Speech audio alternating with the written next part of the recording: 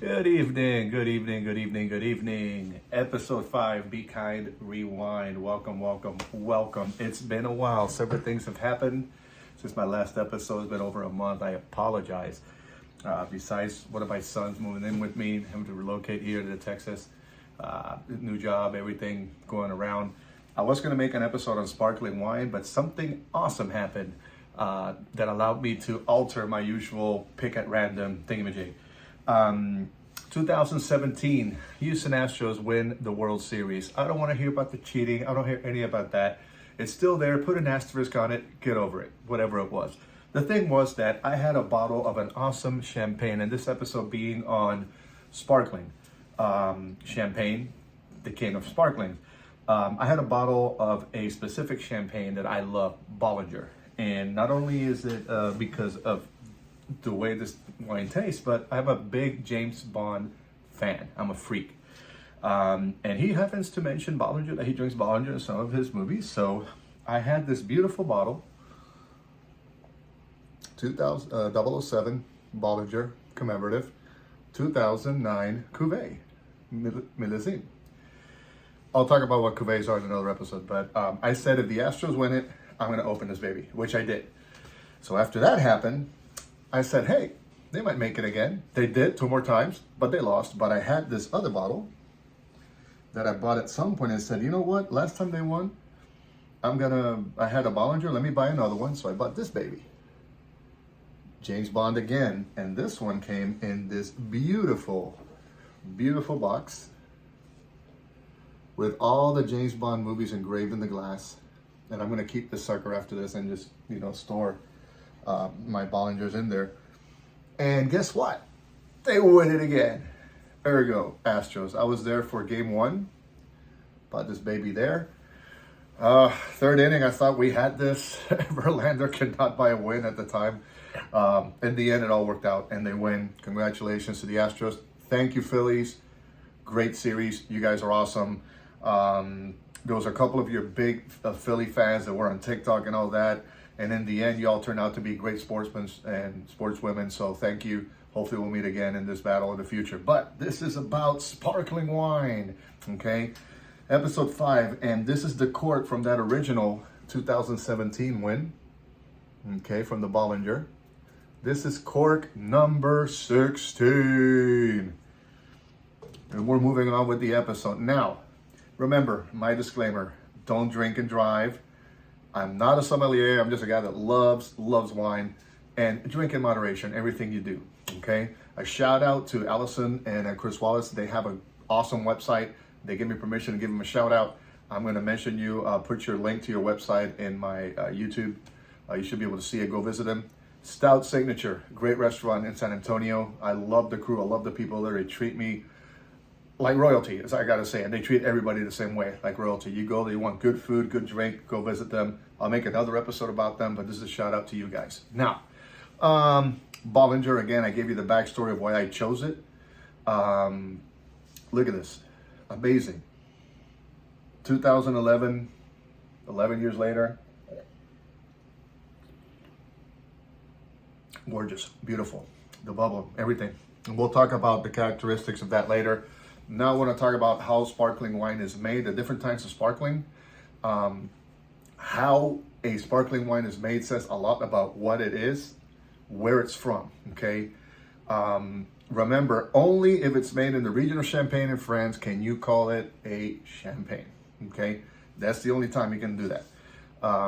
Other ones are from different regions. Sometimes some use the traditional method used in Champagne, some don't. It all depends, okay? Just know that if it says champagne on it and it's not from the region of Champagne in France, it's not champagne, but it's still a sparkling wine. Okay, you can still enjoy it. Others that you may have heard, that you may have tried, you have Proseccos from Italy. Some Moscatos, Moscato d'Asti are the sparkling version of the Moscato still. You have Cava from Spain, and a lot of Cavas use the traditional method as well. You have sparkling wines in the US, and you have other sparklings from France. They are not from Champagne, so you do not call them Champagne. You can call them from the region or Crémant. There's 8 appellations of Crémant, and that's where they are from. So right now, basically, in general, Okay, remember, I'm not a sommelier. Okay, if you want a sommelier, you go to TikTok. You go to Som Vivant. Amanda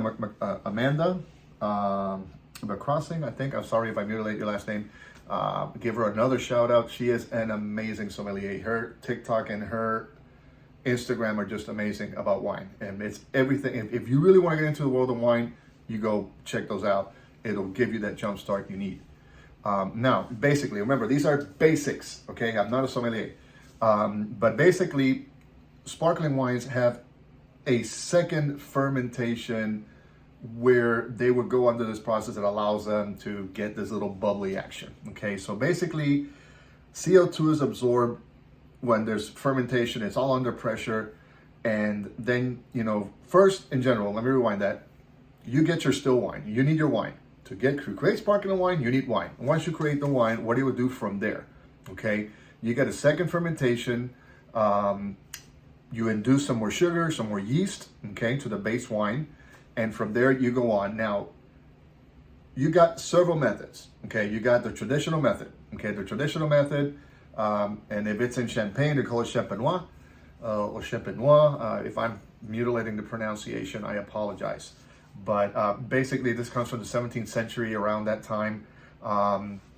You get your still wine and you have it in the bottle. You keep it in that same bottle where you got that wine. They bottle it up, right? They add yeast, they add sugar, cover it up, and they put it in these racks. They go to a second fermentation, okay? Now, what happens in the second fermentation? Basically, yeast, sugar, alcohol, pressure, CO2, right? The yeast starts dying off, right? They're creating the CO2. It starts bubbling up, and this yeast starts to dry. So they put it in these angles, okay? And they age it. They age it there with the yeast, okay, until they do all of that. And they do something, riddling. They call it riddling, where they basically take the bottles and turn them like a quarter turn each time. And they do it by hand. I've seen videos. A lot of these places do it by hand, which is amazing. And they do it like almost exactly. These people are masters. They have this, this muscle memory, mind memory, where they do it, they turn them. They keep doing that a lot until all the sediment basically is in the neck, and they do it for a certain period of time where they think it's ready to go, and then they go to what's called the disgorgement, okay? They want to remove these dead yeast or lees. I'm not sure it's pronounced in Spanish. I think it's les, and lees in English. And they take that out, okay? They might put a little more sugar, more stills. They might do something to it if they want it more sweet versus more dry. But basically, in the end, after that, they put the final cork and they lay it out there, okay, for you to consume, or they save it for a little longer before they put it in the market. That, in general, very general terms, is the traditional Champenois method, very strictly regulated in France. Now, other places that use a traditional method, like I mentioned, 8 appellations in France, you can call those in France and Luxembourg, called Crémant. You have Cava in Spain. Those that use the traditional method from Spain, if they got the name Cava, is from Spain. Okay, even though they use the traditional method, it's not from the Champagne region, so it's not Champagne. Not Crémant, not in France. In Spain, Cava. Some DOCG wines, and DOCG, and we'll have another episode about that from Italy, is Denominación de Origen Controlita y Garantita. Controlata y Garantita, if I'm correct, my mind doesn't fail me. There's a couple of those appellations, Franciacorta, Colfondo.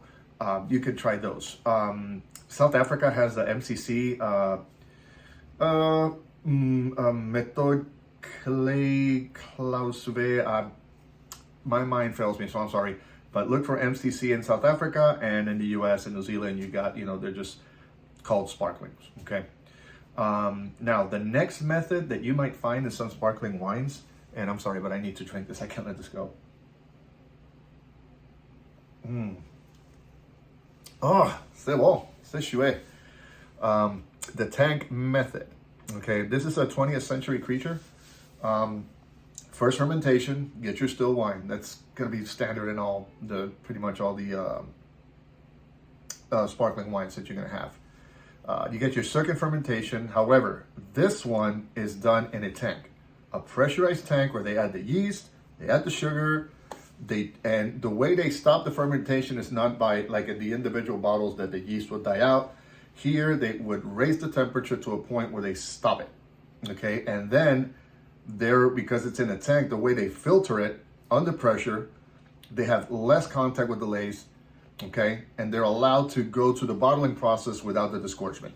Okay, now these are, when you have a sparkling wine that doesn't smell too yeasty, you can't smell that yeast, you smell more fruity aromas, that's probably a method, a tank method. Okay, a lot of these Prosecco from Italy, the Proseccos are very crisp, very beautiful, elegant, fruity, very good. Some Moscato d'Asti, the sparkling version of the Moscato. We'll have a whole episode on Moscato and Italian wines later, but in general, if you got a Moscato d'Asti, you might detect a little bubbly, like, wow, this is sweet, it's good, but I detect a little bubbliness, yet it's not a Prosecco, not Champagne, it's still it's a sparkling wine, okay? Next, we could go to the ancestral method, called ancestral because it is believed to predate the even traditional Champenois. Okay, now, before they complete the first fermentation, they go ahead and put the sugar, put the yeast, put everything they need, bubble it up. It's going to build pressure to the point where it creates the bubbles, but not so that it explodes. So it's a very risky method if you don't know what you're doing. Sorry, my cat she's running around. Vente, mama. Up, mommy. So that's the way it's done. So now, softer bubbles is what they say in general from these, a little softness on the bubbles. If you notice, some bubbles are more aggressive, the way they come up from the bottom of the glass. Some have more elegant, bubbly pearls, string of pearlies is what they call it. But this one is softer, and in general, there's no requirement to disgorge it. So a lot of these you're going to find they're cloudy, and you can see some sediment in it, and that's not necessarily a bad thing. Okay, just because there's sediment in wine doesn't mean it's a bad thing automatically. You got to look at what wine it is, what was the process to make it. Okay, in this case, if it's an ancestral method sparkling, it's a good thing. They did it the right way. Okay, Montlouis-sur-Loire. If I mispronounce it, I apologize. That's one appellation. Balanguette de Limoux. And then you have the Bugsy-Sidon. I believe it's a red sparkling from there. So, transfer method, pretty simple. Take your first fermentation. You get you do your second fermentation in a bottle, but then you empty all of this and transfer it into a tank where you filter it and you do everything else to avoid the disgorgement. Okay.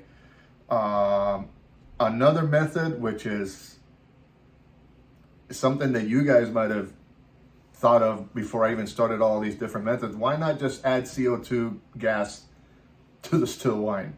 Yes, that's a method, okay? It's called a carbonation method. Similar to what they do with soda, I guess, soda pop. You can do that.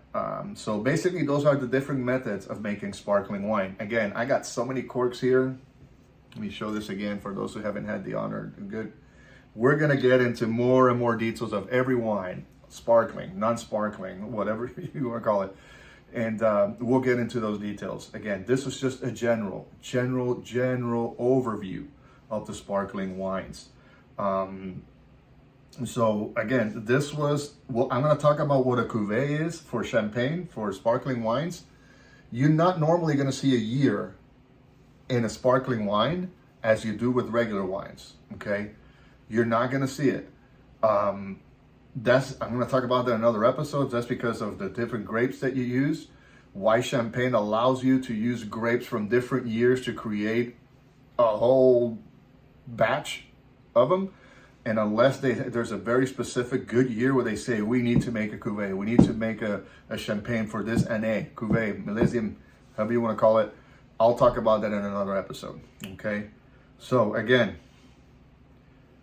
Astros, Congratulations. Takes the monkey off your back. They are a great team. 6 years in a row going to the ALCS. 4 World Series appearances, winning 2. Put the asterisk in the first one if you want. And nobody's more mad about that than an Astros fan. Why did you have to cheat? You didn't need to. You guys are a great team. Okay, we proved it. Again, kudos to the Phillies, to all the fans of baseball out there, because at the end, baseball wins. Champagne wins, you win. Okay, leaving it all with you, usually with a song. The outfield, winning it all. Listen to it. Go Astros. God bless every single one of you. And remember, be kind and rewind.